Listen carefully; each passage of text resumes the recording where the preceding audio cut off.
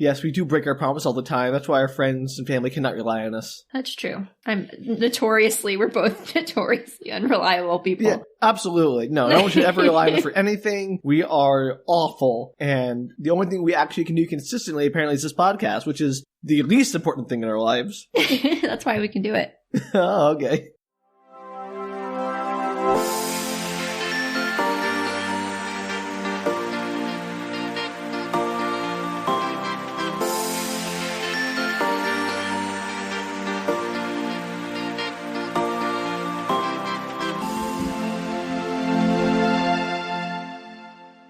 Hello, everybody, and welcome to Book Retorts. I'm Danielle. I'm Sam. And this is a podcast where one of us explains a weird piece of media to the other who has no experience with it. Danielle, I have some unfortunate news.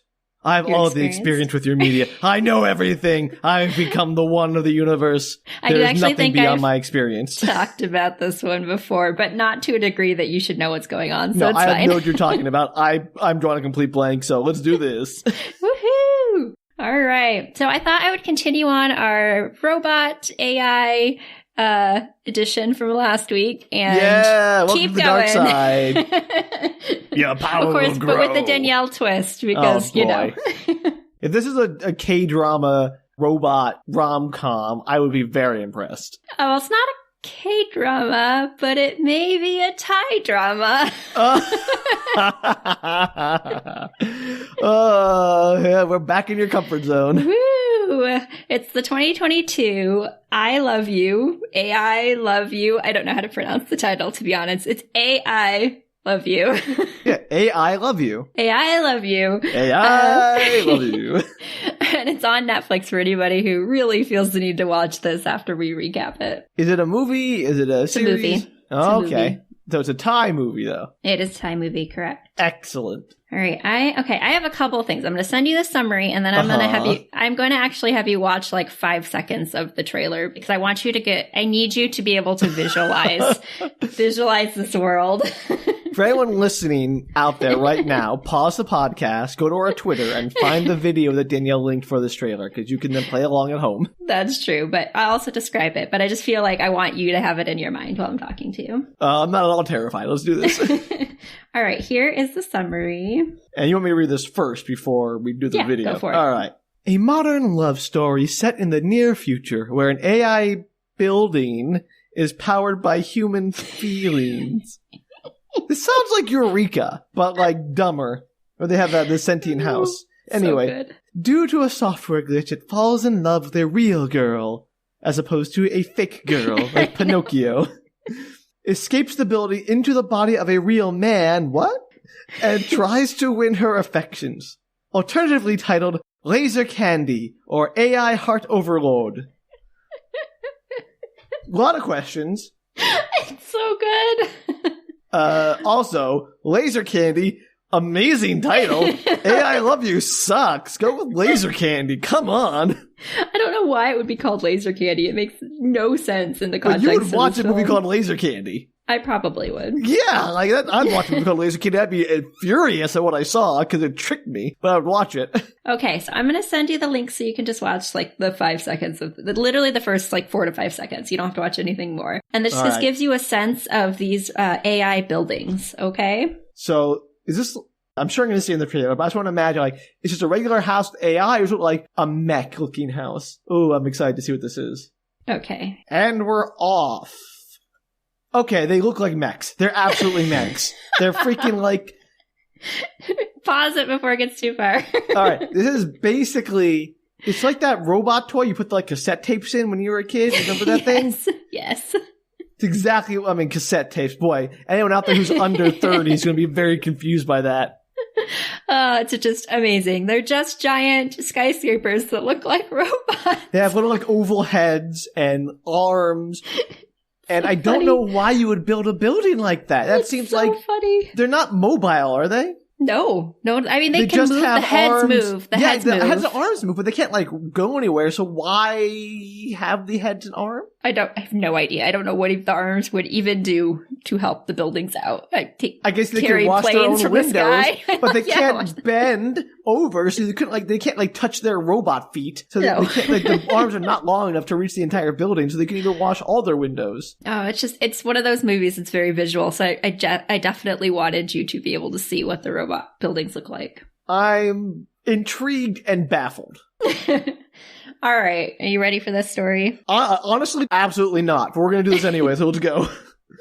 So as mentioned, all the buildings are robots, and the voiceover says, no, many of them. Not every single one, but a lot of the business ones are. I'll be honest, I don't even want like a smart assistant from a major company in my home because of how potentially invasive they are. I do not want to live in a building that is sentient. That sounds like a privacy nightmare. This movie is almost a dystopian, not even almost, it's a dystopian nightmare that's wrapped in a romantic comedy package.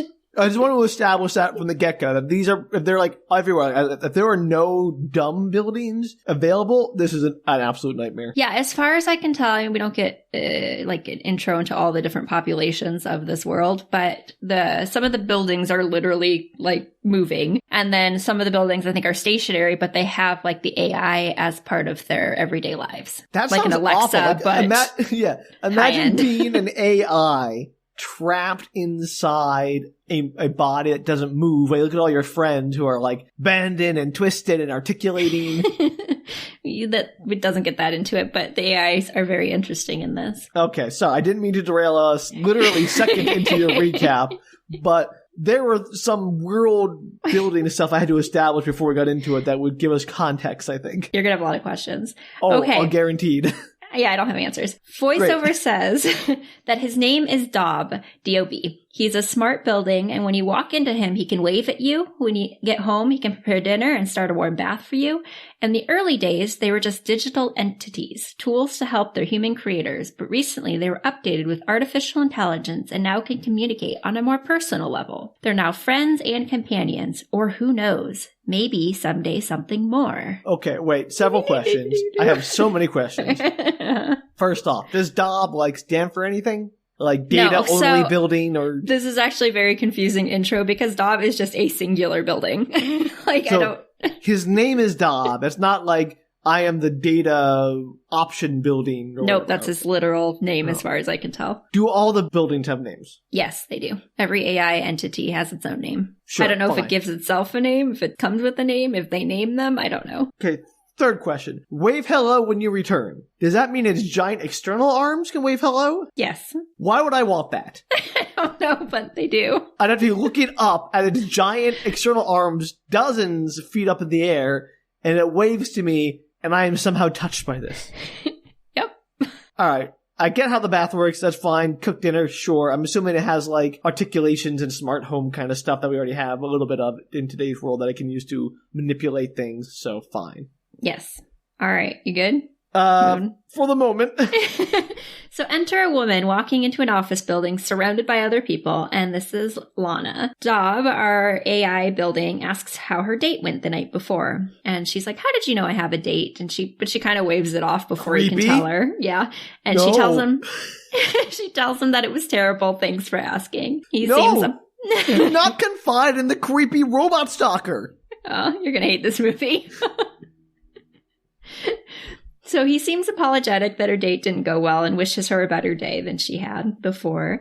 And the view keeps shifting between her and the hallway and a bullseye view of her on a security camera. So he's clearly tracking her as she's walking through This is like office. HAL in 2001: A Space Odyssey. I told you it was slightly dystopic. Slightly? This is like Red Flag the movie. So I think the thing to note in this scene is that she is just talking to him in the hallway. Assumedly out loud. She does put a little piece in her ear, so you can't tell if it's a private conversation or if it's a full conversation that everybody in the hallway can hear because everybody's just coming in to work. That would be awful if everyone's just in the hallway, hey guys, just yelling over each other, trying to talk to at the same time. Yeah, but it turns out that no, everybody in the hallway can hear her because when she steps into the elevator, the guy behind her complains that the building's never that nice to him. Oh. So she's just having a full conversation in the hallway with the building out loud. There is no part of these buildings, in terms of their design and their function, that makes them in the least bit appealing. Yeah. It's wild, man. Wild. Question, and you may not have an answer to this, and we may get to this answer later, but I'm going to ask it now. Is there a reason these buildings were built? Like, is it explained that some company makes a boatload of money from harvesting all the data from everyone living in these buildings or something? It's never explained. There's definitely a company that makes a ton of money off of it, though. Okay, sure. I don't know what they, like, they just sell them. I'm sure they are harvesting a ton of information, because what else would they be doing? Because I can't fathom why anyone would choose to live in that building. I mean, I get some people, those people who like wore Google Glass 10 years ago or something, they might choose to do that. But like, I think the vast majority of people would not want to live in that kind of building. Sure. But I think at this point, it's like, this is her work building. This is everywhere. It's not like it's just at home or just at work. Her work building. This is her work building. Stalking her. Yes. I mean, I don't know why that makes it worse somehow. We'll get into it. So, cut to Lana. She's giving a presentation to a boardroom full of people. And when she finishes, nobody says anything, which is highly unrealistic. Somebody would say something. But apparently it went poorly. Nobody goes, thank you for your presentation. Now, moving on to Joe with the minutes from last meeting. Yeah, they all just stare at her. So she heads back to her workstation. She's clearly upset about it. And Dob asks how it went. And Dob, just for reference, is presented as like a little robot head on her work screen. The work screen takes up like the entire wall. And it's just a little, probably foot by foot, little square with eyes and eyebrows to show emotion. And so she has her own office with a giant video wall, which he occupies and lives inside as a little robot head. Well, he doesn't live inside it. He just lives inside an icon. Yeah. Sure. Yeah. I'm sure he can do it to anybody, but he right now is talking to her. Got it. And she basically is like, you know how it went. You can hear everything that happens here. So why are you even asking me? It's a stupid question. Yeah, Dob. Stop asking me questions and just be more invasive. So her boss comes in and is basically like, you really screwed up, but I did get you another presentation for tomorrow before they go with another agency, and you better get your life together and do this presentation well or you're going to get fired. Do we know what she does? She presents things. I think it's probably marketing of some kind. Your job is to make presentations. Right. I'm pretty sure it's marketing, but no, you never get a good sense of what the company does. Great. All right. Love it. Doesn't really matter, Sam. It's not about her job. Apparently, it's a very important point. She's get fired for not presenting well enough. It looks like she's trying to sell them on I, to be honest, was not listening that much to the presentation, but I think she's trying to sell them on like how she's going to sell a product. Okay, cool. Thank you for answering my question. I'm sure Dob would know. Dob would definitely know. Meanwhile, cut to a guy. His name's Bob. He's eating Bob snacks. And Dob. We'll get into it. No, that's not a thing, is it? They didn't do this on purpose. I don't know if they did it on purpose. He's eating snacks, he's watching TV, and what he's watching is a so-called guru who's basically like the pickup artist. He's telling... Oh, those creepy people? The creepy... I got into a Wikipedia wormhole, let me tell you. Don't. These people are the worst. He's telling men, obviously, that women don't want nice guys. They want bad boys, and you have to be confident, and the woman will just swarm to you. And Danielle, like, yeah. You could not see me, but I rolled my eyes so hard they hurt. I did too. Luckily, this movie doesn't stick with this concept for super long. So. I hope it, shows how fallacious and wrong-headed that concept is. Yeah, we'll get into it. It's pretty funny. Oh, no. Okay. So Dob and Lana are having a heart-to-heart after her boss leaves, and he's like, this is Dob. He's like, ma'am, you have to do your best because you can't leave the company. We're friends. You have to do everything that you can. You definitely can't leave here, and I love you. And Lana is like, whoa. Wait a minute. First off. You what? You should never stay in a job because a coworker or piece of office equipment tells you that they love you. That is the wrong reason to stay in a job. He's just saying don't get fired because I really, want you around. No, but his reason for why she can't get fired isn't, oh, you need the money. This is great for you. It's because I love you, and if you leave, that's not the good reason. That's the wrong reason to stay. It's the wrong reason. He's got to learn how to deal with his feelings, Sam. It's part of his arc. Or just, I don't know, turn him off and be done with it. He can't. It's part of his formatting. No, they should wipe his brain and put a new AI into it. We'll get into it. I'm saying she should report this immediately. This is You're giving too little credit to this movie, Sam. Am I? No. Okay. Anyway, so she's like, no, what? You can't. No. So she starts to laugh and she's like, listen, you're my friend too, but you don't love me. You're an AI attached to a giant corporate building. Well, what do you know about love? You don't have emotions. Like, also, you're not my friend. You're just the place I come to work. Oh, this is bad. This is why you don't make sentient buildings.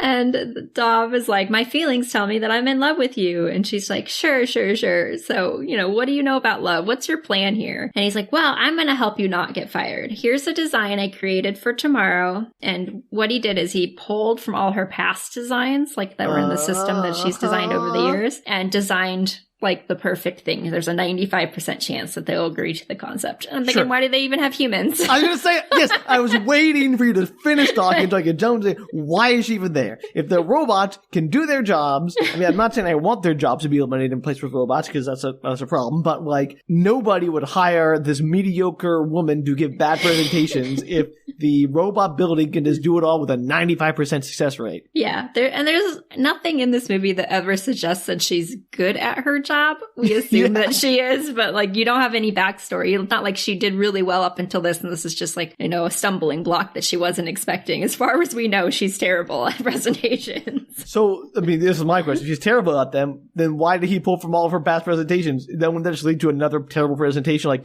bad input, bad output? I have to assume that she's normally good at her job, and this was like a weird one-off. You don't know. Fair enough. Yeah. Or maybe he just combined things to a degree that will make it good. I don't have any clue. So she's looking at the design. She's outsourcing her work to the building she works in. She doesn't seem concerned about that at all. So okay. She's looking at the design. She's like, wow, this really does look like something that I would design, and it's really good. So now he's like, good. Now you can go home, get some rest, go on that date you were going to go on, and have a good day, and we'll see you tomorrow when you still have your job. Bye. Is he not jealous of her? All right. You're going to get to this point, doesn't seem to be. All right. That's very open-minded of this building.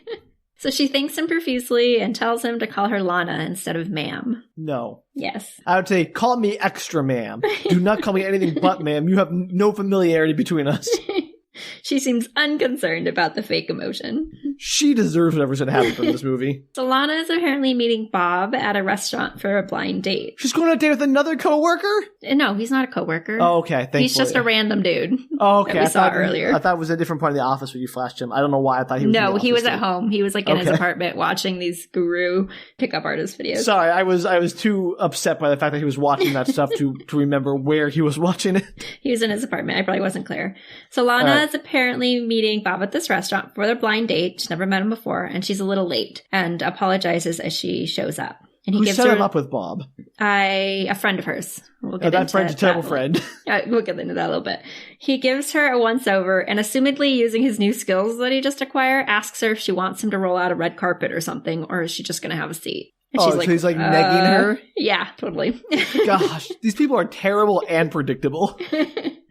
And he tells her to order whatever she wants because he's loaded and he's already eating. He didn't want to wait for her. She was 15 minutes late, by the way. It wasn't like she was like an hour late or something. They couldn't even bring their food out in 15 minutes. Oh, apparently it's magic, Sam. It's magic for future food. Did the building make the food? Is the restaurant sentient? I don't know if there's humans in this restaurant, but there's definitely robots that are like taking orders and doing food prep in the background. And yet they still have her making presentations. Yes. Okay. And he tells her, he looks across the restaurant, these girls that are kind of giggling and looking at him because he's quite attractive. And they're like, oh, he's so cute. And so he kind of like eye flirts with the other girls. And then it looks at her and tells her to hurry up so they can go to his place already. And wow. Yeah. I mean, I don't care. If he's attractive, why is he doing the pickup artist?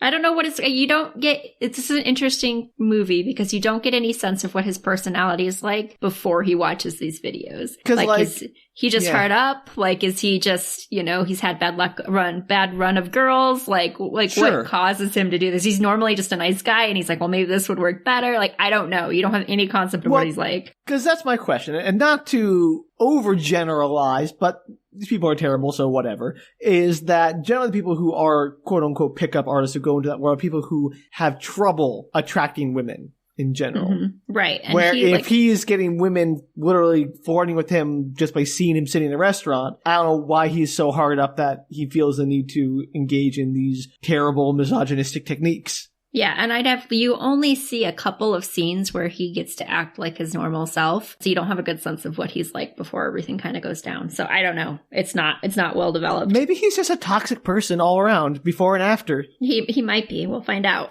Great. Okay. I hate Bob. All right, let's go.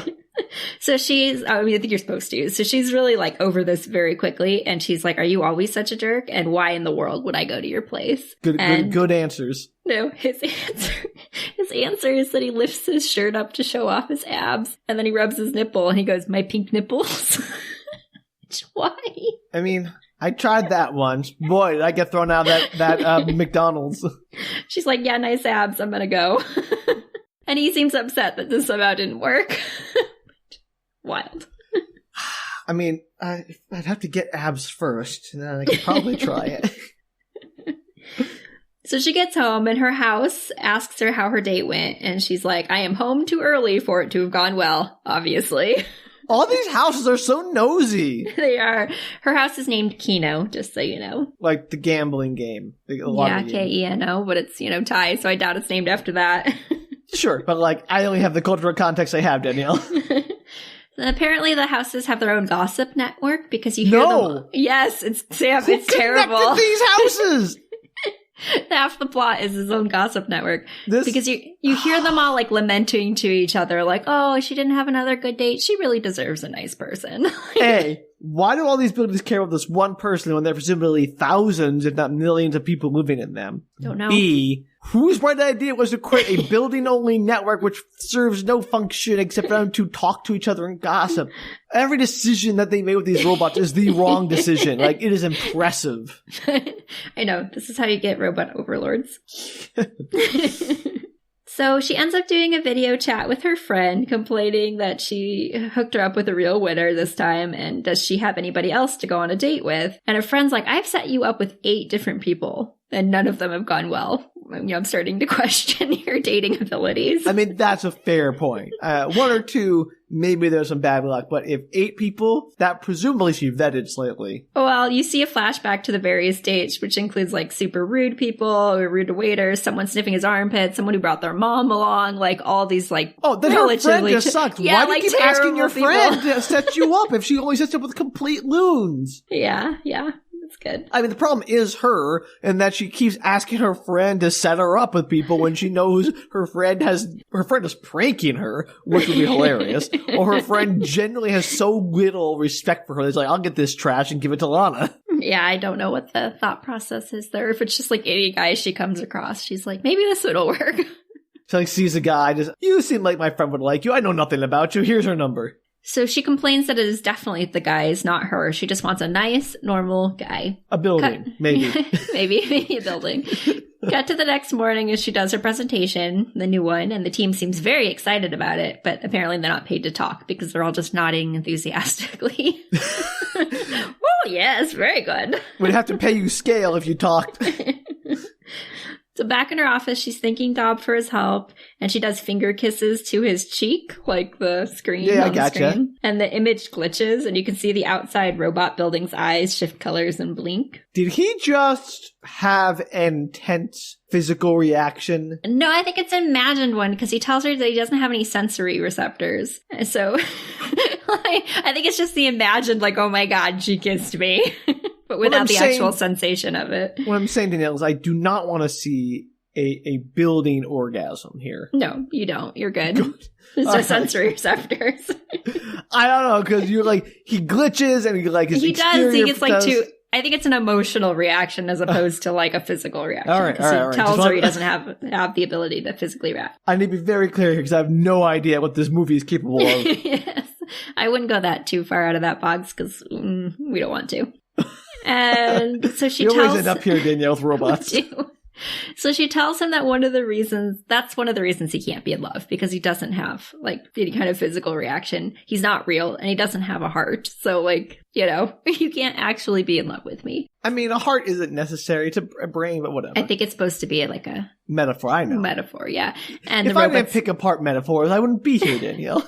The robot's eyes get all sad. You see his little eyebrows go down. He's like, oh. Why would you have a building with emotions? Like, if a building is sad, it's like, I guess I won't turn on the sprinklers to stop that fire. Or like, Why would you want your building to be mad at you? Like, hey, building, can you make dinner? No, I'm mad at you, or I'm too depressed to make dinner. Like, these also like terrible ideas. Your building should have emotions. It's a bad idea. It is a bad idea. I'm so upset, Daniel. You have no idea. She tells him that it's okay. They can have a platonic love, but it's too bad, really, because he's the nicest guy she's ever known. You know nothing about him other than that he's a building who gave you good presentation once. Okay, well, they've obviously worked together as far as one can work with a building for a couple of years. A building is basically a servant to you. Yes, well, it's the nicest guy she's ever known, Sam. None of this is kosher. So that night, she's leaving her office and she runs into Bob in the lobby. And he's like, "Oh, what do we have here? When are we going on our second date?" And she's like, "Never." Did he not get the message? Why did you not? We didn't even get through dinner. But apparently he works for Smart Plus, which is the company that owns and fixes the AI. Danielle, you know there's somebody at Smart Plus, because it's already happened in our world. There's somebody at Smart Plus who is tapping into those networks, like watch people in the shower, or sure. like stalk people and try to learn all about them so they can like, you know, show up to the house like, "Oh, I got you your favorite thing. Love me." Smart Plus is crazy. You're going to love them. Oh, okay. And he's there because he's a technician. He's like a lead technician, and the building's acting up. So she's going to end up seeing more of his handsome face, quote unquote, as he works in the office. I already know the answer to this, Danielle, but Bob is the one Dob possesses. That was obvious from the start. But like, why does it have to be a handsome guy? Could it just be some schlub and the building has to prove? I feel movies take the easy way out a lot by making the crazy thing, you know, and having a handsome body as opposed to just a non-attractive body. So like you had to, you know, look deeper than the skin deep kind of thing. Okay, I'm not going to argue that, but I guess there sort of is a reason, which we'll get into. Okay. So the security camera, which is obviously Dob, watches Bob go into the quote-unquote brain room. Brain room. That's what it's called. You can see it on the little security feed. It says brain room. I was like, no. All it is just a room filled with colorful screens, and it's like the security room, essentially. And it has a VR headset hanging from the ceiling. Do they fix these machines by going in and interacting with them in VR? Kind of. It's like they can visually see what the robot's been seeing, and they can go through the code, and they like That's so creepy. They use their hands to like skim through all the like the codes and the stuff that's going on. So they do like a Minority Report. Yeah, a little bit. Also, are the VR graphics like Lawnmower Man? Please say yes. No, I mean, they're fine. That's 2022 graphics, Sam. I want them to be like really cheesy. No, I mean, they're just, most of it's like video images when he finally gets in there, just spoiler, and he sees the images of like Lana. It's just the video images that we've kind of seen through the movie. And then there's just a lot of like code and buttons for him to push and stuff. All right. It's not very exciting. So Bob asks one of the employees what he's been noticing, and he says Dob has been sluggish in his responses, like he's preoccupied with something. Again, why you don't give a building emotions. And Bob explains that all the AIs are connected to a central hub that oversees them, so they can't go rogue. And okay. I'm sure that's infallible, and it never fails if there's like a power outage or something. It's just from the hub. I have feelings about this later. Okay. Bob puts on the helmet and dives into Dob's interface, trying to kind of suss out the problem, and he finds his secret stash of Lana code and pictures and videos. Creepy. But before he can delete it, he gets a zap through the helmet, and he pushes it off, and he gets into an argument, essentially, with Dob, like, okay, fine, if you're not going to let me in, then I'm going to have to do this the old-fashioned way. This is like I mean, the minute your AI building, so dumb, attacks you physically, that's when you escalate up the chain immediately and say, hey, we have a situation here, code red. Yeah. So he heads back to the building, and various automated things try to stop him. You know, obviously Dob's trying to stop him from leaving. And he tells Dob he's left him no choice and calls out the override code, he doesn't shut him down, but he like stops him from being able to do what he wants to do. Sure. All right. So he finds the manager guy, I don't know what he is, and they go to the roof to talk, which doesn't actually feel very secure when you're surrounded by AI buildings. Or you're standing on the AI building's head. Yeah, it's wild. Like, he eyes the camera and kind of like tilts his head to it, like, hey, we got to get out of here. The camera's watching you. So they go to the rooftop, and I'm like, they're right there. You're literally on the head of the thing you're trying to avoid. Wild. So he tells them that they have a problem. Dob is in self-replicating mode, and before you know it, he's going to go rogue. So this is a problem they know about. This is a common phenomenon. They have words for it. This is a problem. This is a problem in this company that they do not fully address in this movie. What? These giant megaton buildings that we live inside and depend on for life have a tendency to go rogue. Don't worry about it. We'll just build more of them. And you'll see how frequent this is later on. It shouldn't, if it happens at all, it's a problem. I don't care how frequent, once is too frequent.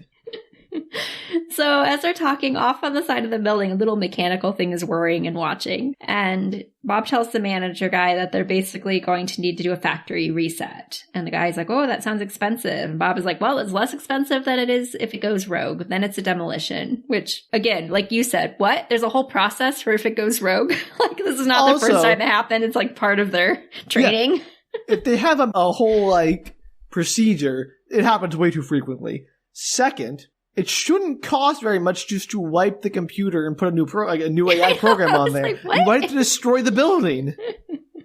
You'd think it'd be pretty easy. Would just like factory reset it back to its standard things that it already does. Like swap out its hard drive or whatever that has the robot program on it for a new one. Yeah, crazy. So meanwhile, the camera switches and you see that they're being watched, obviously, and the computer is assessing a threat level on Bob, which goes doo-doo-doo, and it says 100%, and it initiates defense protocols. 100% threat. 100% threat. Why does a commercial building have defenses, have missiles? I don't know. It does seem like he's going to launch some missiles at him, but that does not happen. Well, I don't even know why you would have I guess maybe if you had some, like an attacker or something like that. I guess, but it seems like overkill. It does. So back in the brain room, he's brought in some kind of box that he plugs a cord into, and he tells Bob that this will prevent him from shocking him somehow. Magic box, understood. Magic box. He goes back into the VR helmet, and Bob is like, please don't delete her out. I love her. And Bob is just laughing. Bob's like not very nice in the scene. Obviously, like, he may not actually love her. It's just coding and, whatever. But, like, you could be nicer about it. I mean, why does he just go right to the factory reset instead of, like, dealing with the Delana deletion? He is. So Bob's just laughing at him. He's telling it's like, basically, it's the funniest thing I've ever heard. You can't love anybody. You're just a computer. And Dob begs him to stop. And he's like, yeah, no, I'm not stopping. And he goes to push yes on the factory reset button. And as Bob pushes it, he begins to scream. And you see a download monitor come up. And it's like downloading. And Bob falls to the floor. Okay. I'm so mad at this because there's no way a computer program could be downloaded into a human brain. So funny. When there was like, what interface? Oh, like he's wearing VR goggles. How is that going to interface to his brain? I mean, to be fair, this headset is like, okay, it's like connected to the ceiling. There are like wires coming off of it. It's like, but it's not plugged into a cerebral cortex. Well, apparently it is, into the computer's cortex. At least in freaking Tron, they try to make some excuse about how they digitize the people into the computer world. No, but it's just a helmet. Magic helmet that can somehow make a human brain compatible with a computer program. It's the future, Sam. Anything's possible in the future. No. Many things are possible. I still stand by this is nonsense. It is nonsense, but that's why it's fun. All right, so now Bob is Dob. Yes, so the next morning, Lana is trying to get into the building, but it's shut down, and the security tells her that there was some sort of mishap with the tech that was working on the building, and she's like, yeah, that tracks. He probably ruined Dob. Is Bob in the building now? Because that'd be hilarious if they did like a trading places kind of thing. No, Bob wakes up in the hospital. No, but like Bob's consciousness. Well, see, no, it's not trading places, so that'd be fun. I wish it like Freaky Friday kind of thing, where like Bob's, I'm a building? Oh no! I could see this movie doing that, but no, it was probably something that they talked about but didn't go with. So Bob wakes up in the hospital and he seems just astounded by simple things such as his toes. And when he tries to stand, he has a hard time walking and then barely figures out peeing. It's actually kind of a funny scene. And checks himself out in the mirror. He's like, oh, look what I look like. Obviously, he's not Bob anymore. Yeah, no kidding. I mean, if I even hadn't read your description from earlier, it'd be pretty obvious what happened. Yeah. So when he entered back into the room, the AI that's there greets him, and he tries to explain. They're like, oh, hello, Mr. Bob. How are you doing today? You know, welcome back to reality. And he's like trying to explain that he's not Bob, but he's Dob. But the AI cuts him off and asks him to reconsider what he's about to say because they have to log all interactions with humans. So the building's in on it. Wait, what? Okay. The building knows. Questions. Yes. So many questions. Let's start with the fact that they have to log all interactions with people and how creepy that is. Yeah, I have to assume it's... You know, I'm not sure if it's in their houses or not. There's a scene later that makes me question that, but it seems like their houses are more private, but I'm not 100% sure on that. I'm just putting that out there. It's very creepy. Moving on from that, though, I'm assuming, based on what is happening in this very moment, that the buildings are all conspiring together through their gossip network to get Lana laid with Bob/Dob because they think that Dob would be a perfect match for her. That's where this is going. Yeah, I figured that out. Why do all the buildings care so much about getting Lana laid? I have no idea. I don't know if they're just doing it as a favor to her building, to Dob? To Kino. Her building, or maybe a favor to Dob. Why That's Kino? entirely possible. Because Kino's part of everything too later. But why? I mean, I'm kidding. Why would Kino care about Dob getting? I just don't understand why all these buildings are. We'll get into Kino more. Okay, but I don't know why all these buildings are so invested in. It's like people watching a reality TV show, really wanting one couple together. It really feels like the buildings are watching a human reality TV show. That's what I'm getting at. Super into it. And why would you make that a thing? I don't know. Maybe it's just become a thing and they don't realize that their buildings all talk to each other. I thought they monitor everything like they said they do. Like, unless the buildings have a private communication channel, I bet you $1 million they do. That's insane. Never give them a private communication channel. It really feels like later in the story that the AIs are just kind of like benevolent overlords and they're like choosing not to take over humanity out of the goodness of their hearts. This is horrifying, Danielle. This is possibly the most horrifying thing you've ever brought me. This includes everything you've ever done for Spook Retorts. This is creepier than any of the Spook Retort stuff you've done. House of Wax has nothing on this. It's so funny because the story is kind of goofy and very like a little rom-com-y, and then the background stuff going on, you're like, holy cow. This is so bad. This is absolutely, this is a Black Mirror episode disguised as a rom-com. It is. That's why I like it so much. I don't love this movie by any stretch of the imagination. I watched it once and was like, well, that was weird. I'll probably use it for book retorts. But like, it is a weird movie. The like dystonal quality between the world building versus the actual story. It does sound fun. Like, this might be one of the rare rom-coms you convinced me to watch, Danielle. It's a thing. It's visually interesting, I guess, to watch. I wouldn't say the characters are well developed. Oh no, I have figured that out. So, as I said, the AI cuts him off. He's like, oh, no, shh, don't say that out loud, because then it's going to be on recording. He's wink, wink, like it winks a window at him. Yeah, and he reminds him, the voice reminds him that he was hit by an electrical surge, so it's okay if he's having a hard time, you know? And nobody would expect him to be perfect right now. I don't like any of this. This is so creepy. Like, I mean, this is like what's it, the Invasion of the Body Snatchers, where people can just be replaced by an AI without them knowing? 100% could happen. So he gets discharged from the hospital, we assume, but for reasons he's still in his gown. I don't know why they wouldn't put him back into his actual clothes. And on his way to Bob's house, he stops at a food vendor, and he does not fully understand how to eat or drink. Part of this movie is obviously just him, like... fish out of water. Yeah, kind of, like, that's the fun of it. It's actually fairly short-lived, but the first, like, maybe this 15-minute segment is him just trying things he doesn't understand. I would love it if Dob got to Bob's apartment, started watching his pickup artist stuff, and became just as toxic. We'll get into that. Oh, no! Dob, why? You're better than that.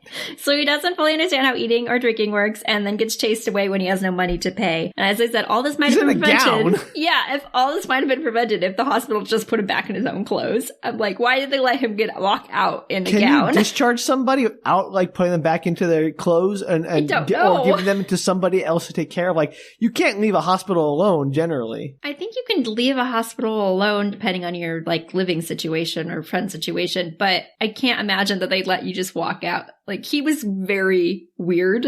Like, I can't imagine they'd be like, maybe you have some mental issues and you should talk to a psychiatrist because you've been electrocuted by a computer. But anyway, here you go, out the door in a gown, bye-bye. And I'm sure he had a wallet and stuff that he did not take with him. Maybe he was supposed to stop somewhere and didn't. How does he get into his home? He has no keys. No, I think the house just recognizes him. Creepy. Or maybe this makes it something. a place where maybe one of the houses would let one of the other people in because it felt like it, even though you don't like facilitate stalking or something. Yeah. Absolutely. None of this is good, Danielle. So he arrives back at Bob's apartment, and it's clear that the AI systems, as I said, are low-key looking out for him. And he ends up ordering a ton of food and eats himself into a food coma. He's like, food is the best thing ever. He's not wrong. I mean, that's pretty much what I would do first thing first if I ever became like human if I wasn't before. Yeah, he pretty much almost passes out, and then he asks his house AI, which is named Chip, to let him never do that again. He's like, please don't ever let me order that much food ever again. Aww. And then he asks him what he's supposed to do when he's tired, and Chip is like, well, you crawl into that space over there and you close your eyes and then you fall asleep. So he tries to fall asleep, but he admits to Chip that he's just too excited about seeing Lana tomorrow. And he just knows that she'll love him now that he's a human. You're in for a rude awakening, my friend. And Chip Most humans don't even like other humans, much less love them. That's true. And Chip is like, oh, yeah, I hope so. Now get some rest. Buildings are so creepy. They're all like in on it. It's like a conspiracy trying to set her up like in an arranged marriage. I don't like it. So Dob shows up at the building the next day and interrupts two techs that are working on his system. And he gets kind of nervous. He's like, what you doing in there? Like, like you're in my system. Get out. And he asks them for an update, and they look a little sketchy.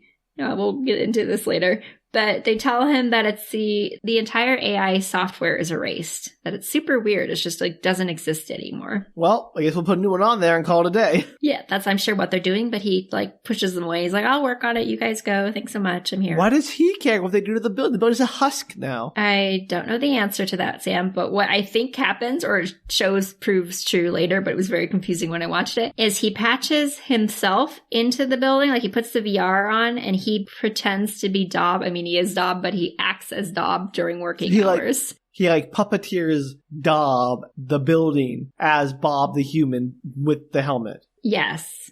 So because he wants Lana to come back to work, so he knows if he can get the AI up and running, that she'll get to come back to work and he can talk to her again. But if they put fresh new AI on there, she'll come back to work anyway. Yes, I agree with that. That probably would have been an easier solution, but no, he's going to patch himself in there and he's going to work during her working hours. He's going to puppeteer the building while she's working.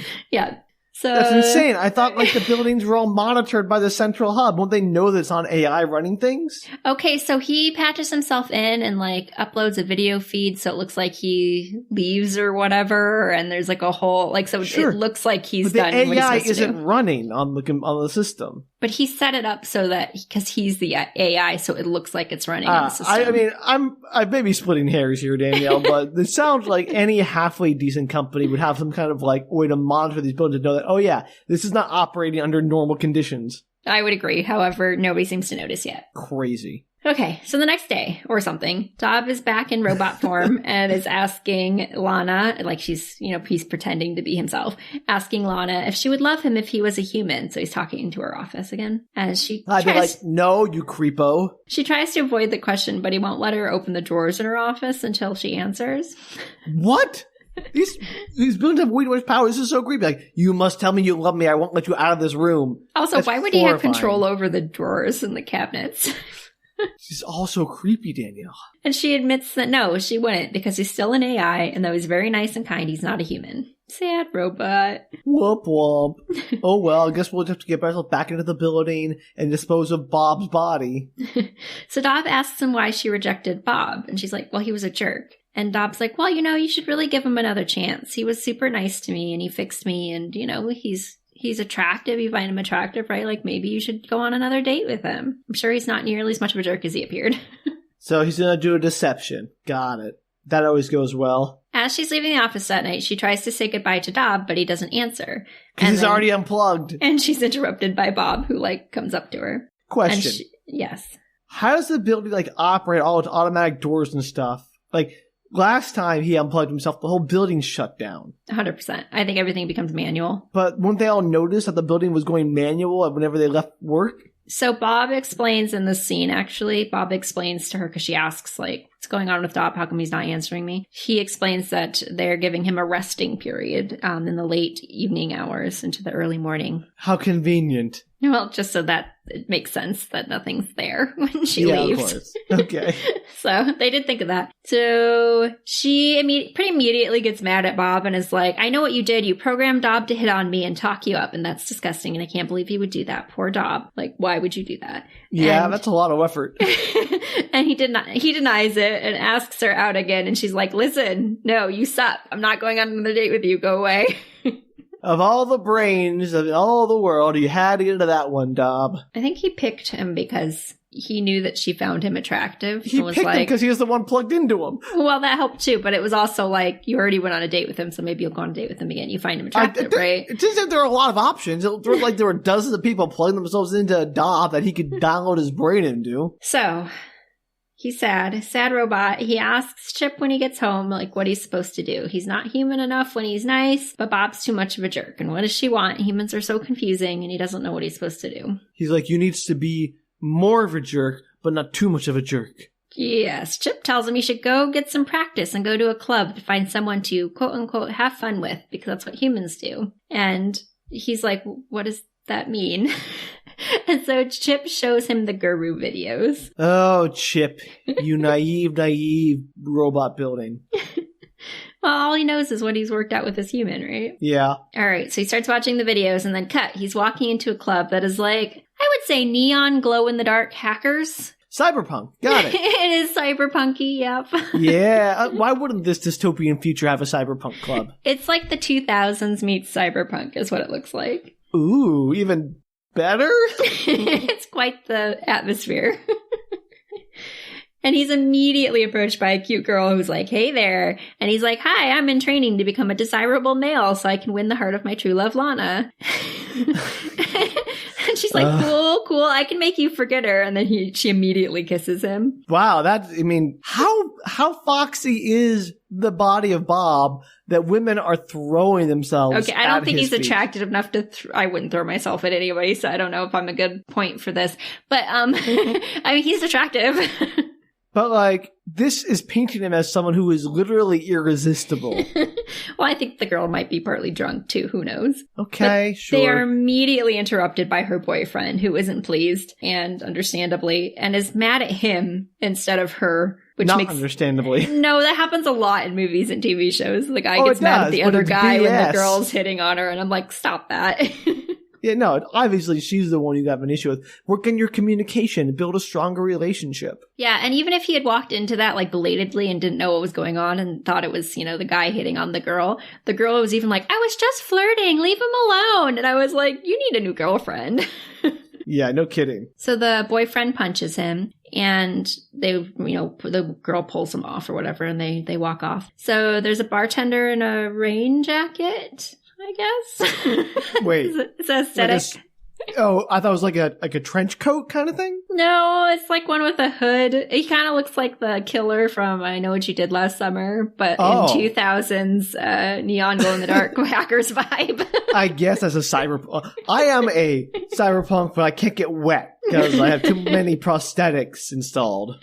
I love the vibe of this whole bar. It makes me laugh. So the bartender's in this rain jacket and he feels kind of bad for him and gives him a free shot, telling him it's confidence boosting juice. And of course, why would anyone not know what that is for one? Like, he's like, what is this? Well, it's well, blue. he asks. He's like, what is this?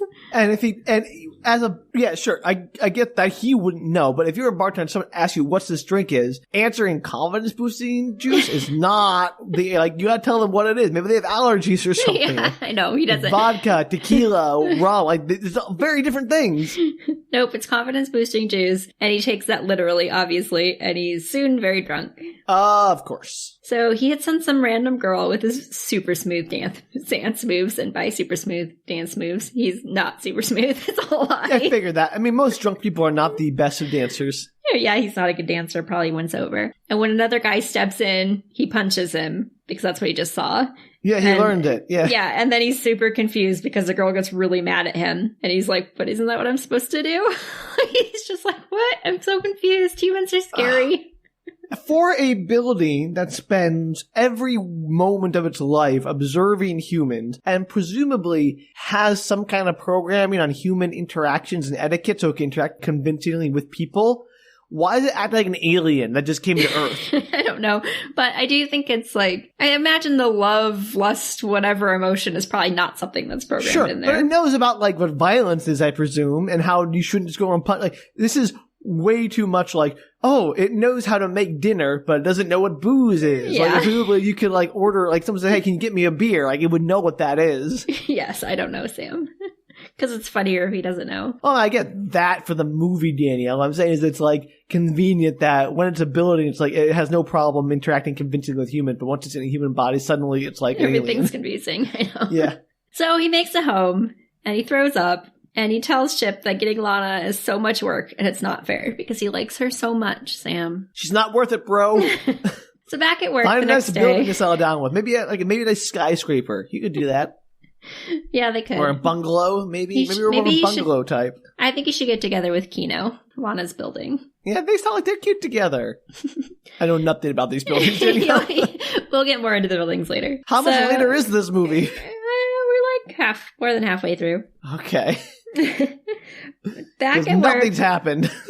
No, it's plotless. Also, a lot of the insanity is the last like third of this movie. It gets worse? Yes. Oh my god, Sam, it gets so much worse. This is all just set up for how insane this movie gets in a few minutes. Oh no.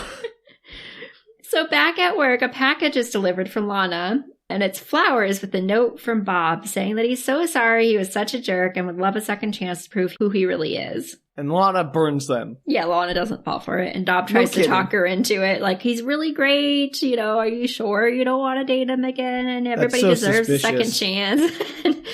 And so mad about it, she's like, I'm going to go find Bob and I'm going to tell him, one, he needs to stop messing with you because you're clearly in on something with him. And also, like, that we're never, ever going to date. So Bob tries... Isn't that a Taylor Swift song? Yes. Never date that robot building. You gotta get... I will be in 2042. When the robot building breaks your heart. She has to write a song about it. I'd listen to that. But no kidding. Dob tries to stop her since Bob is currently connected into Dob's system, obviously. Yeah, but, of course. She manages to get through him and heads off to see him. So Dob's panicking. How does she know where Bob is? How does she know Bob's in the building? And even if Bob wasn't in the building, she knows access to the brain room, so he's fine. She knows that Bob is working on Dob's system. Like, he's supposedly still working on it. But she doesn't have access to the brain room, presumably. Apparently she does, because she just walks straight to it and opens up the door. Nobody has access to the brain room! What's going I on? agree, but somehow.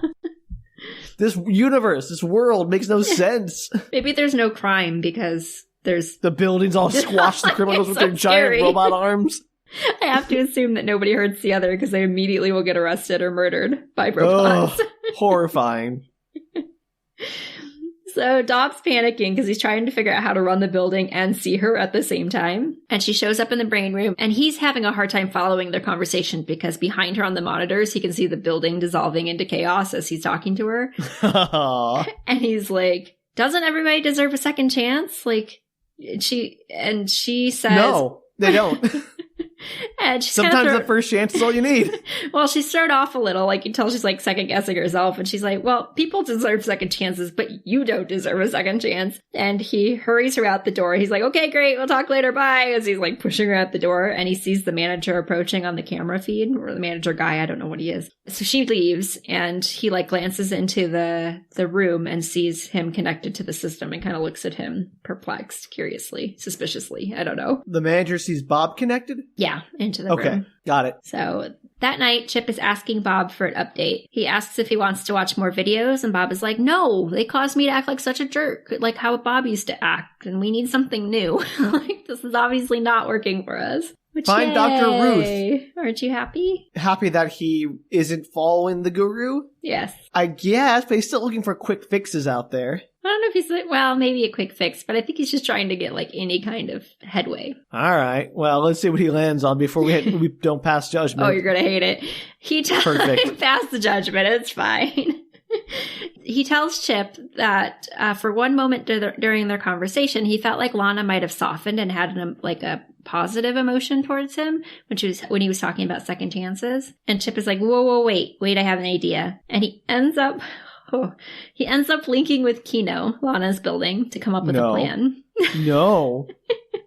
So they decide that he first needs to prove to Lana that other women don't think that he's a jerk, like proving by example. So he needs to get laid by a bunch of other women to show that he's a desirable male. No, he just needs to be seen like having positive interactions with other women. This is a very sexless movie, Sam. Considering. Well, that's boring. But also, like, that doesn't erase the negative interaction he had with Lana. No. I think this plan is crazy. However, this is a plan. I mean, this is two robots coming up with a plan of human interaction. But the first one is just him. He's just chatting with the woman in the lobby as Lana passes them, and the woman's laughing, and they're clearly having a decent time, and nobody's, mad at him, and Lana kind of looks on suspiciously as she passes. Next, apparently Kino tells Chip that Lana has repeatedly told her that she wants a man that makes her feel safe. So I locked her in a bedroom so that she couldn't be hurt. So they stage a gun robbery in the hallway of the work office, I think. This is like that dumb story you always hear about, like, you take her on a date and then, like, you're walking to the park and you had your buddy pretend to mug you so you can fight him off and look all cool in front of her. That's 100% what happens. So stupid and so cliche. Really stupid. So Bob, this movie is self-aware. It knows it's being a little stupid. Like, that's kind of the point. So Bob interrupts, making very stereotypical martial arts noises and, like, waving his hands around. He clearly has no idea what he's doing. And Lana runs for it while it's interrupted. And how did they arrange for, like, armed gunmen to come to the building? He literally just walks down. Like, she's alone in the hallway walking down it. He walks the other direction, lifts a gun. And he's like, give me all your money or something. But who is this person that they hired to do this? Just some random dude. You have no idea who these people are. If I was contacted by a mysterious voice saying we need to pretend to rob a woman in a hallway, I'd be like, possibly are you an AI? The crazy part is I'm pretty sure this is her work. So it's just like I know, a hallway it's at work. monitored. There are cameras everywhere. You're inside these smart buildings. Okay, well, yeah, but the camera's Dob, so yeah, but the point is, like, no one would ever agree to, like, hey, rob this woman inside this hallway. Like, the second I come into that hallway, I'm on camera. That's insane. Yeah, I don't know. But after Lana runs for it, the two of them shake hands and the robber, quote unquote, goes on his way. Insane. Yeah. And then also, apparently, she's always wanted an artsy guy. So the next scene is him in a beret painting the building, Dob, the robot building. He's painting it. Like a mural or just like a new fresh coat? No, like he's painting on a canvas. And he paints a picture of he's painting himself. The building on a canvas. He's not painting the building. Yeah, he's painting the building on a canvas. And it's that was himself. Not clear. Yeah, it's very meta because he's painting himself in the building on a canvas. Oh. And Lana's like staring over his shoulder until she realizes it's him, and he winks at the camera. It was very wall break there. Don't break walls. That's how they get hurt. I know. And then a scene of him helping an older gentleman get down some stairs, and the two high five as Lana passes by, and she's clearly... So they hire this old man to get down the stairs too? What are these robots? How do they find? Is there like an acting service you can call? Like, hey, I need an old man to need help down the stairs, or I need a fake robber, or I need someone to pretend to drown so I can rescue them. Absolutely, all those things happen. And then, Sam, in the absolute creepiest part of this movie, which you're going to hate to a huge degree. It gets creepier. All right. That night, he's in his apartment, and he has, or Chip, I might come up with the idea. I don't know if he comes up with the idea. Chip patches They put the cameras on to Kino? Yeah, so that they can watch her in her apartment. Ugh. Stays less creepy, though, thank God. It doesn't get creepier than this. So he patches into her apartment. Kino suddenly shows Lana pictures of Bob and is like, hey, Lana, you should give Bob another chance. And why is Kino? If I was Lana, I'd be like, I would be going insane. I'd be so paranoid at this point that all these buildings, they're working against me. Bob has either hacked them all and is stalking me like a madman, or all the AIs are crazy and trying to set me up with this dude. Like, one of those two things is happening. Yeah, she's not freaked out enough, but she is understandably like, why are you giving me dating advice? You've never given me dating advice before. Like, why are you acting like this? Also, don't give me dating advice, you creepy building. Yeah, and Kino tells her that she's required, quote unquote, which is super freaky, to do a psych and neuro scan every few months. No. Like, I don't know who requires her. Is this fed somewhere? This part there was a throwaway line, and I was like, wait, what? The implications of someone regularly assessing your mental health status without your consent and reporting that to someone. You're right, that's possibly the creepiest part yet. Yeah, and Kino's noticed that she's harboring some feelings for him. How do you assess that? I don't know, but Lana's like, don't snoop around in my head. And in my parentheses on my notes, it said, are they connected? I mean, Bob downloaded Dob connections.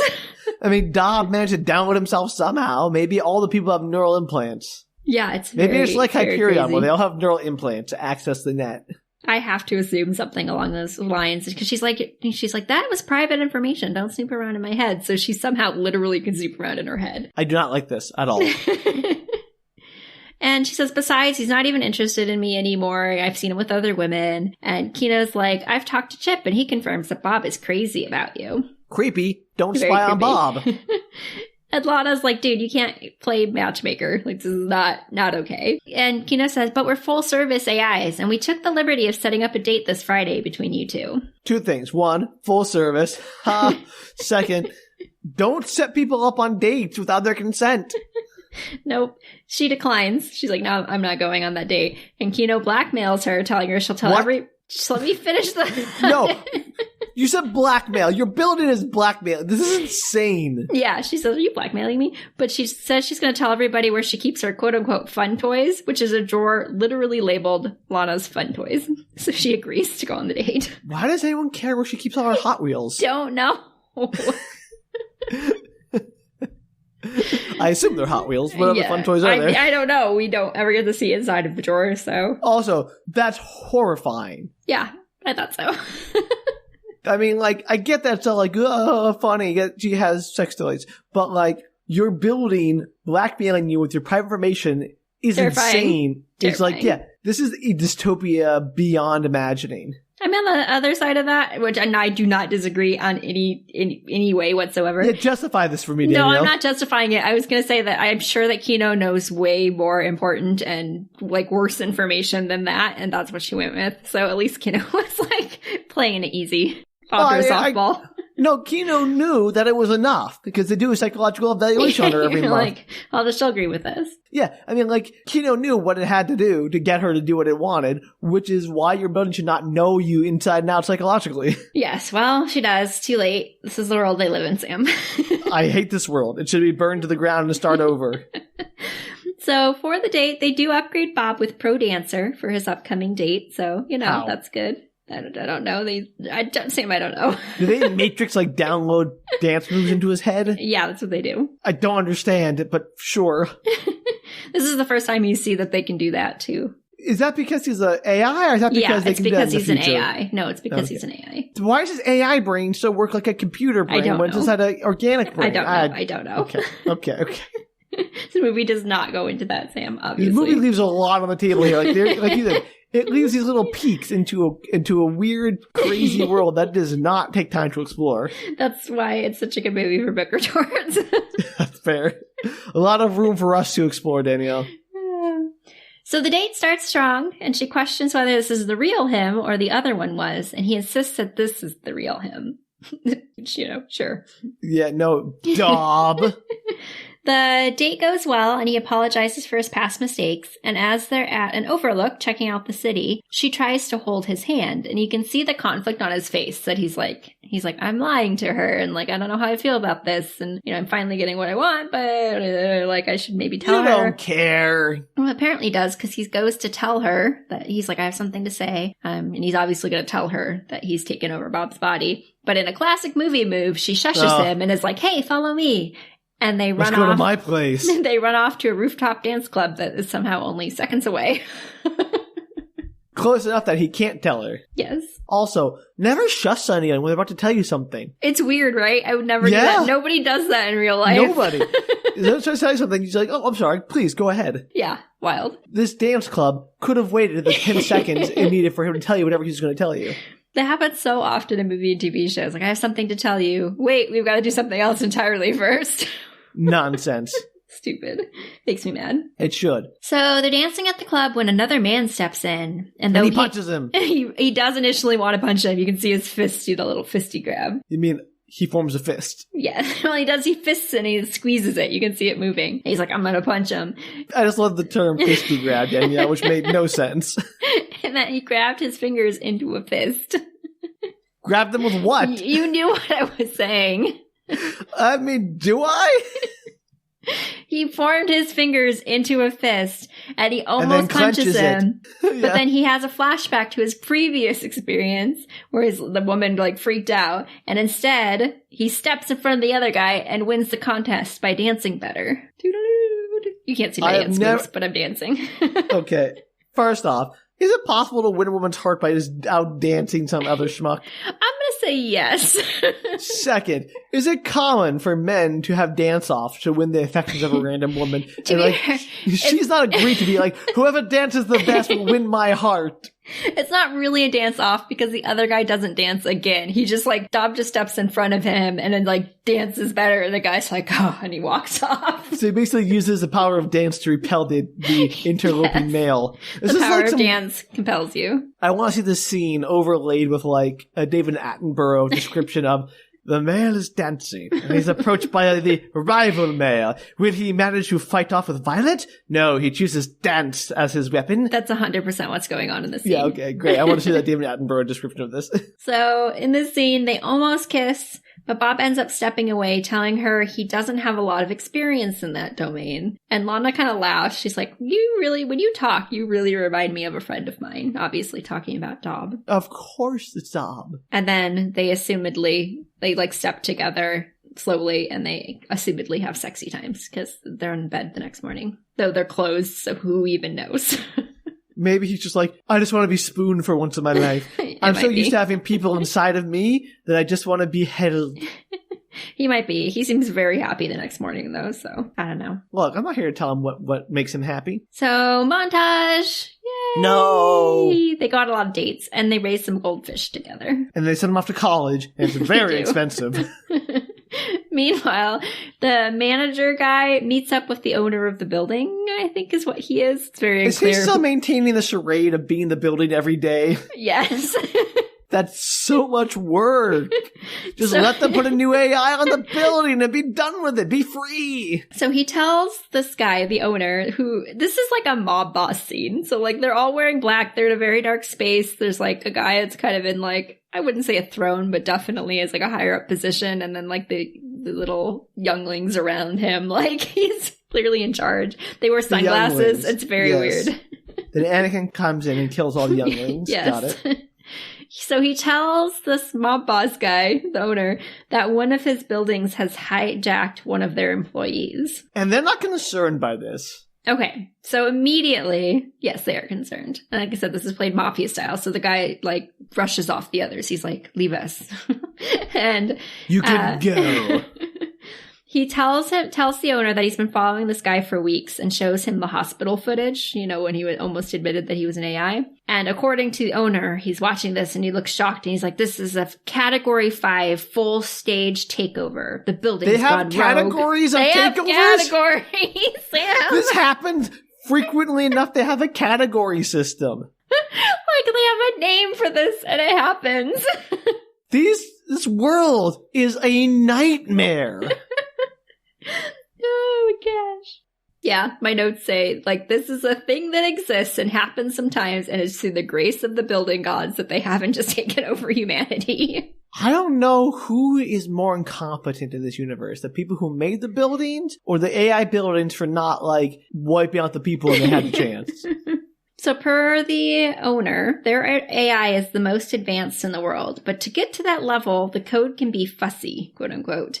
And the programmers call it designed chaos, and it's what allows the buildings to feel so human. It means that sometimes they can go off the rails. Okay, first off, I do not want my building to feel human.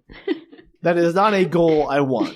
That is, you are introducing your chaos to achieve something that nobody wants achieved. The guy who's talking to him, the manager guy, is like, that's not off the rails, that's off the planet. He took over a guy's brain. Yes. Yes, good. He's yes. all of us. Yes. And so voice of reason. Yeah, so the owner is like, we need to call in the Hawk. And they call Bruce Willis. Hudson Hawk is in this movie. Yes, he does. And he brings the serial killers with candy bar names. All right. So apparently the Hawk is just some dude who takes out rogue AI. They have a whole profession and a cool nickname because it happens so frequently. Yeah. So he's in this black suit. He's got a beard. He's got a fedora-style cap and almost visor-style sunglasses across his face. I'm flummoxed. And they ask him to do an extract and burn of the AI and to wipe the mind of the host. This is something that happens like every day, apparently. Got a whole protocol. And they apparently can wipe human brains, so here we are. What is going on? This is like a roller coaster that finally crested and we're on a downward slope of insanity. I told you the last third was wild. You were lying. This is crazy. So meanwhile, on one of their dates, Bob admits that he loves her. And she says, "You barely know me," which is very confusing because they are raising two fish together and they've had multiple dates in a montage. Like, they've been dating for months, years, assumedly weeks. It seems to be weeks because the guy is like, I've been keeping track of Bob Dobb for weeks, so it's got to have been at least weeks.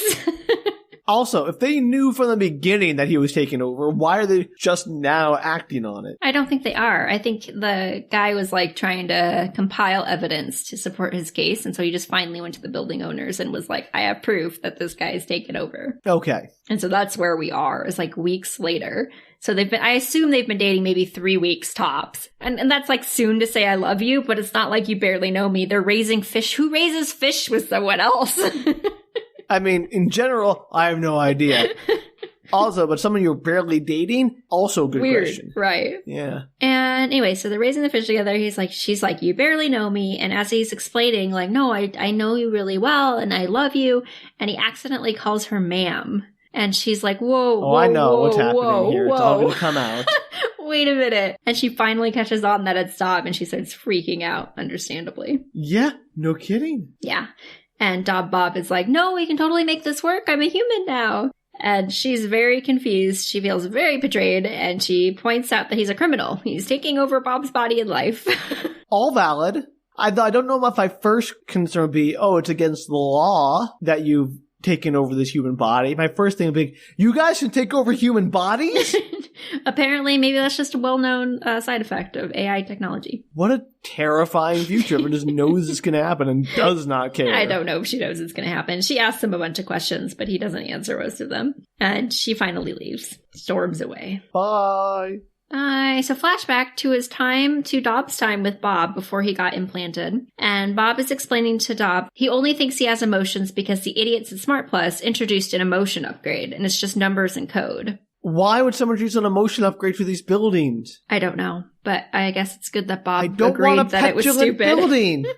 I don't want a petulant building. I don't want an angry building. I don't want a sad building. I don't want an overly cheerful building. It was just to make them more human-like, and Bob disagrees. Why do you want the buildings to be more human-like? I don't know. Bob doesn't think they should be either. You and Bob are the same. Whoa.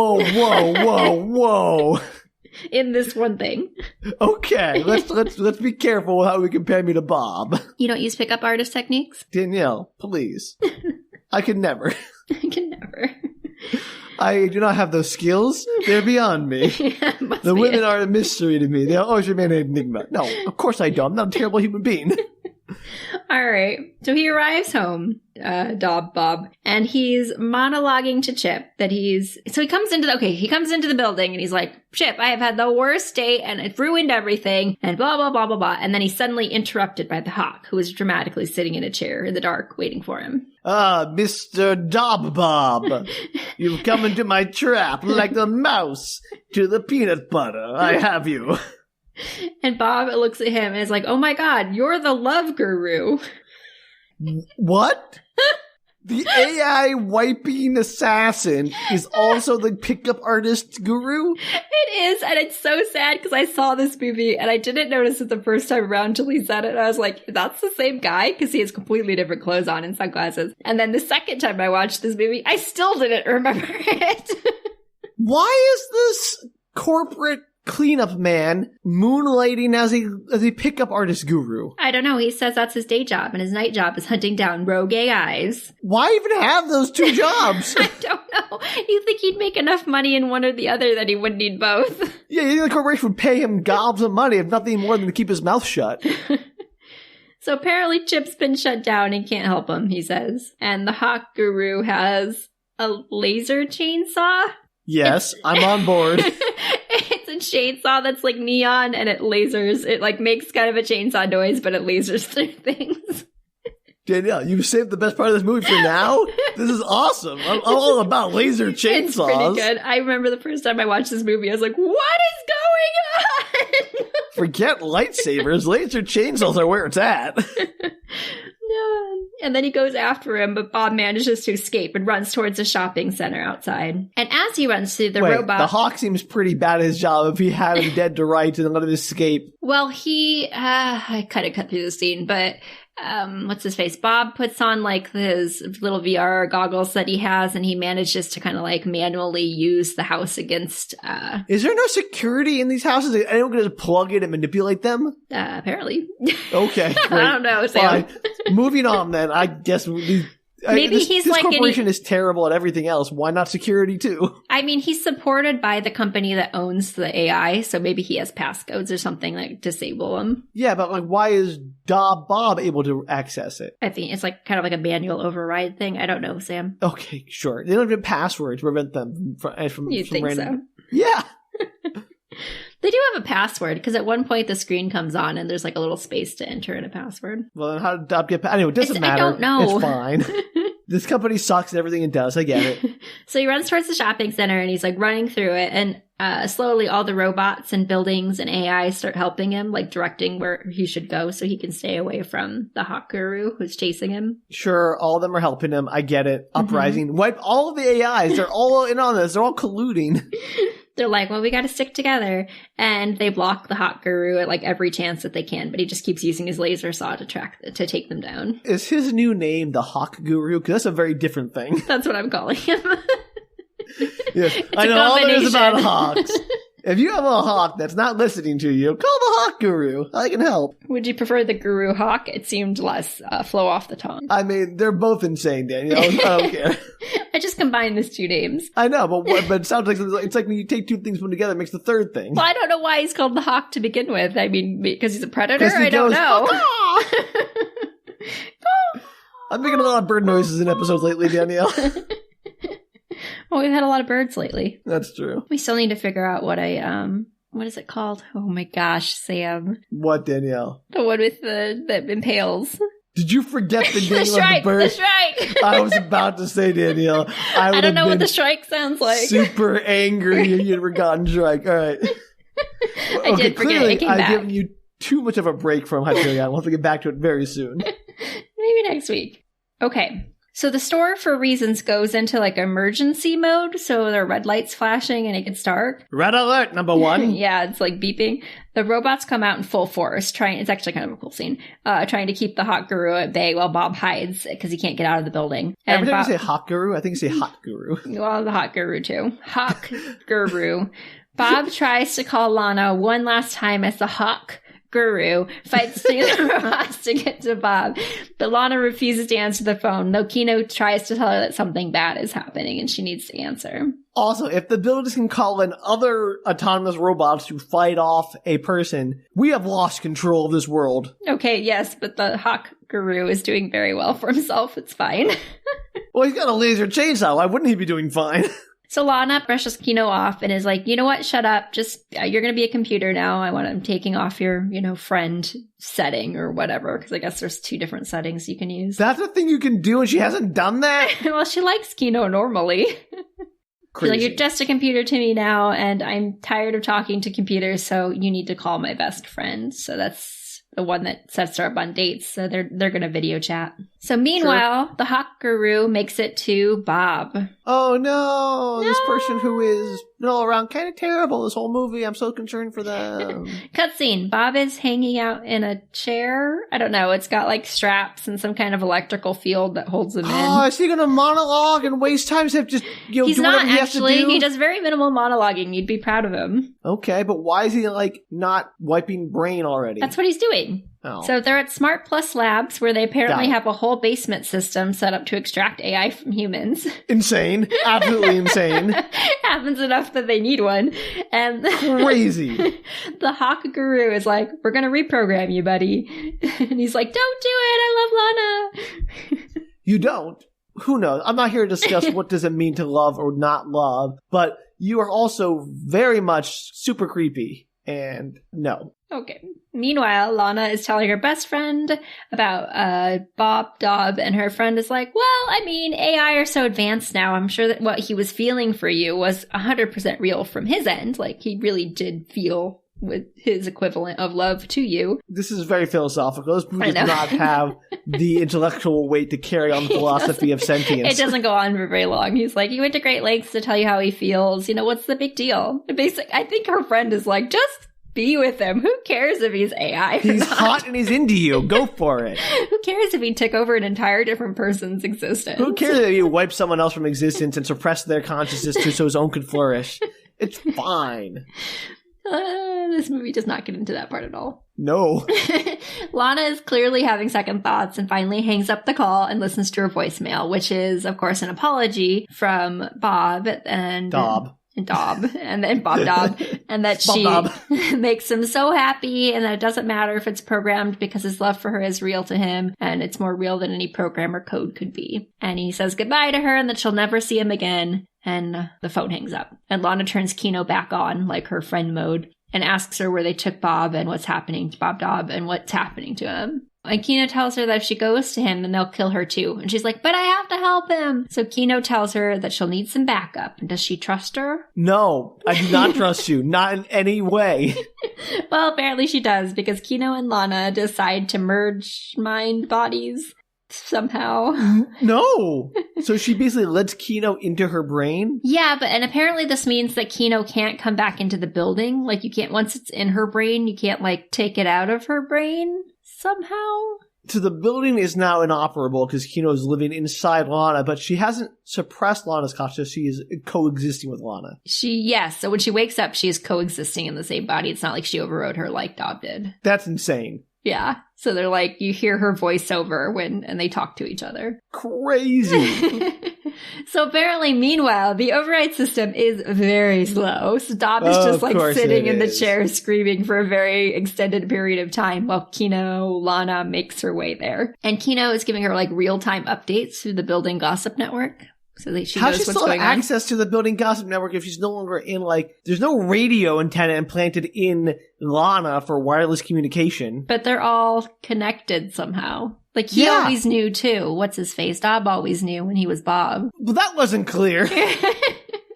Like, he knew stuff. He could find out stuff. They talked to each other. I know they just talk, but, like, how do they communicate in like, human brains are not radio antennas. You can't, like, have Wi-Fi access I don't just know. because you're It's in the someone's future, brain. Sam. She's still connected to the... She knows what's going on because she's getting information from the other building. Nonsense. I mean, maybe I the call buildings are just... shenanigans. Maybe the buildings are just talking to her as she passes. I don't know, but like, I doubt it. Shenanigans all the way.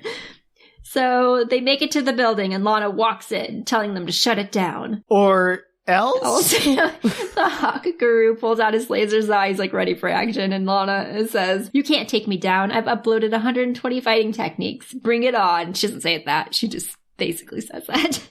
So she has downloaded 120 different martial arts to her brain, presumably through Kino. Yes. And the guy's like, "Oh, you're one of them now."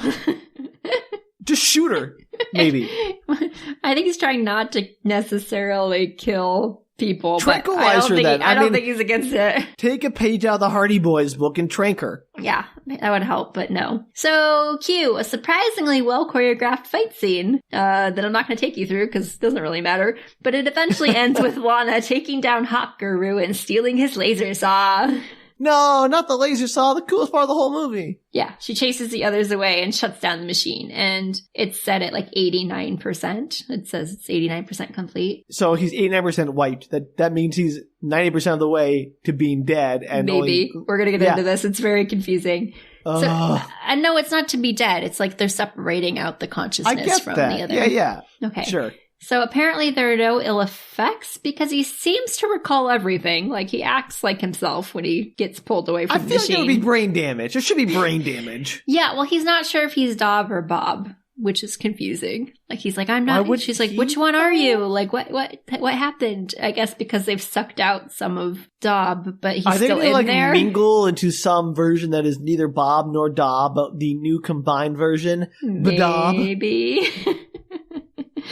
So like I said, the extraction process is 89% complete, which seems to suggest that he's like 89% Bob, I would assume. Yeah, but Bob sucked. So why do you want any percent of Bob to exist? This is the problem with not knowing anything about Bob prior to this, but Bob seems to have some kind of lingering feelings for her. But Dob doesn't sound like a good end to this saga. And I don't know if Bob like remembers his time. He seems to remember his entire time when he was Dob, and he seems unconcerned. That's horrifying. So, like, he seems absolutely unconcerned. Nothing makes sense anymore, Danielle.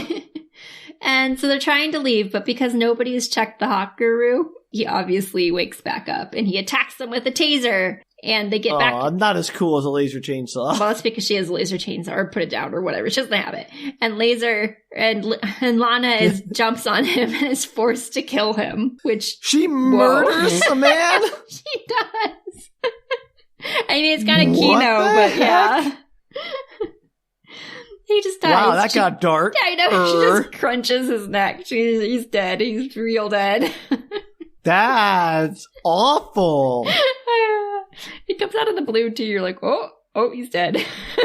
Oh no. So they decide they obviously can't return home because Bob will be recognized by Smart Plus. Dob will be recognized by Smart Plus. And they cut scene to a restaurant. It's a year later. And they're still together. And Bob seems to have become the dominant personality, but he just acts like Dob, who is still a part of him and will never be truly gone. Bob has reasserted himself and is back to being a pickup artist jerk. Yeah, even though there's some Dob left over. No, they're just like, it's like the two personalities merged, but Dob was somehow the dominant one because he acts exactly like Dob did. So then where's Bob in all of this? Right, Bob is supposedly dominant, but he's not acting like the 10 seconds we saw of Bob. And knowing nothing about Bob's personality, it's hard to see what Bob contributes to this whole personality duo. Yeah, and maybe he was a nice guy who just went on the wrong path for a hot minute. I don't know, but apparently they've stayed together for a year and it's been a successful relationship. And Lana, misses Dob in his full capacity, but she's glad that there's still a piece of him inside of Bob. That's insane. I would not be okay with this relationship. And a voice comes on as the camera pans over the robot city, and it says, as we move into the future, technology will continue to progress, bringing us ever closer to our human creators. Aren't we already at the point where we can't live without the other? I don't know about you, but that sounds... I don't know about you, but that sounds like the definition of love, don't you think? No! Cue codependency is not love! Then you cue the 80s synth music and neon pink futuristic font credits roll on the screen. Horror show. Absolute horror show. I was trying to get us in the mood for spooky times. We're approaching the time when robots can take over your brain and then meld with your personality, fundamentally altering who you are, maybe giving you an ego death? We're not sure. So, what a movie. What a movie. What a horror show of a movie. What an absolute horror. From start to finish, every part of that movie is so creepy, and I'm sure it's all played for laughs. Oh, yeah, it is. Really is. Love it. Perfect. A+, 10 out of 10. Terrifying. I'm so glad I came across this movie. I bet you are. It was made for me. Definitely is very much your kind of movie. Like, if you just change the soundtrack, I bet it would be a terrifying it'd be movie. Terrifying. Absolutely terrifying. This would be one of those great ones for like one of those YouTube videos where they play the horror music over the trailer because it's very scary. Yeah, I know. Ugh. I'm not going to be able to sleep tonight, Danielle. I'm afraid my abilities are going to come alive and invade my brain and alter my personality in fundamental ways. Man, yeah. And I assume she just lives with Kino in her brain. That's the end of that. Yeah, no. I'm like, is she not connected to the network constantly? Like, she's not part of the building gossip network? Like, I think what they're kind separated. of hell is that? Like, I think there's two minds, How are so they to speak, partitioned in one. in there? I don't know, Sam. But it seems like she can just kind of turn it off. Or maybe Kino just fades to the background. Maybe Kino disappears. Crazy. I don't know. None of that makes sense. Well, welcome to Thai cinema. Oh, is this a good representation of Thai cinema, Danielle? I don't know. I actually haven't watched a lot of Thai movies. I watch way more Thai TV shows than I do movies. All right, well, makes it to investigate, because if they're all like this, it sounds like you have a gold mine waiting for you. All I'm going to do is Hardy Boys, Nancy Drew, crazy Thai sci-fi movies. That's pretty much what you do anyway, Danielle. Disney Channel original movies. Oh, I forgot about those. Darn it. That's not true. I've hit a bunch of young adult stuff and some horror movies. I've done a lot of horror. Oh, this is not a horror movie, Danielle? Is that what you're saying? This is also a horror movie. This is like a dark romantic comedy. Ugh, horrifying. Like, the ending is probably the bleakest part of this movie. Might be why it's like a 4.4 on something on Reviewed. Is that good or bad? Out of 10, so oh, bad. Okay. I wasn't sure of the context. Well, thank you for sharing, Danielle. I don't know if I feel safer after hearing this movie, but I certainly feel like the future is terrifying and I never want to see it. That seems fair. If you out there have an opinion on if you'd like your home to be sentient, you can let us know your thoughts at bookretorts.com. You can also tweet, Instagram, or Facebook us at bookretorts. And if you'd like to help fund our own experiments into home sentient automation, you can do so at patreon.com/bookretorts. Yes, you can. This reminds me of the Disney Channel original movie, Smart House. Of course it does. Smart House. Did you ever see Smart House, Sam? No, Danielle. Why would I have seen Smart House? I'm pretty sure that's a Disney Channel original movie. I don't know, Danielle. I remember Monster House. Can't believe you didn't see Smart House. Danielle, why are you surprised by this? Yeah, it's DCOM. There you go. All right. So good. I might do that one in the future, but it's kind of similar, sans the romantic plotline. I mean, I did Romeo and Juliet and Heartbeat, which are basically the same movie. Yeah. Exact same movie. I mean, same premise, very different execution. Anyway, anyway, yeah, if anybody wants to fund that endeavor, along with our PI and our kid spies. We have a lot of things. We have a lot of balls in the air. We're juggling a lot of stuff. Our dog agency for security. Agency, yeah. Someone's got to write these down. We're trying to keep track of all our projects, Danielle. It's all recorded for prosperity. It's fine. Yeah, like I'm going to remember to go back and listen. Recorded for prosperity. Well, definitely not that based on our current account status. All right. Feel free, everybody. We look forward to hearing it, whether or not you want a smart house. Well, until next time, I repeat, do not let your AI home into your brain under any circumstances. Yeah, it seems like a bad idea. Would not recommend. They will just use you to murder. It's bad. It's exactly what happens in this movie. Until then, bye. Take care, everybody.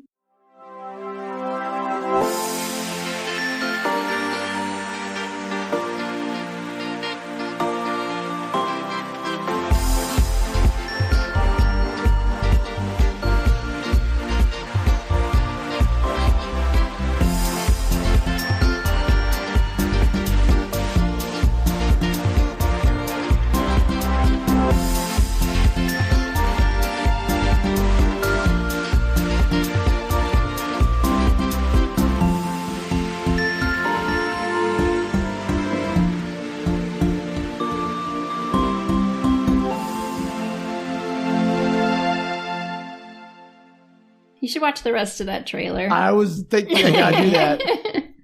Okay, Laser Chainsaw Guy, love him. He's very you. What does that mean? I don't know. He just seems like something you'd like. I thought you were trying to say I'm a cool dude with a laser chainsaw. No, I forgot he existed, so when he came on screen, I was like, oh, Sam's gonna love him. Spot on.